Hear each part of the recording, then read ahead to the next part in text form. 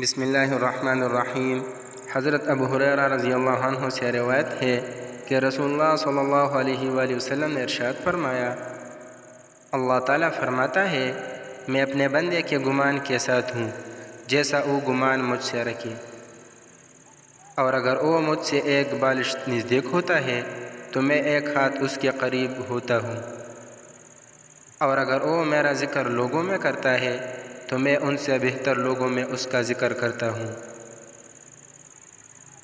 اور اگر وہ چل کر میرے پاس آتا ہے تو میں اس کی جانب دوڑ کر آتا ہوں۔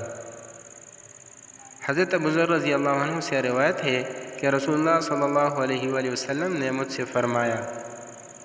کیا میں تمہیں وہ کلمہ نہ بتاؤں جو جنت کے خزانوں میں سے ایک خزانہ ہے؟ میں نے عرض کیا، اے اللہ کے رسول صلی اللہ علیہ وآلہ وسلم ضرور بتائے۔ آپ صلی اللہ علیہ وآلہ وسلم نے فرمایا، وہ کلمہ لا حول ولا قوت الا باللہ ہے۔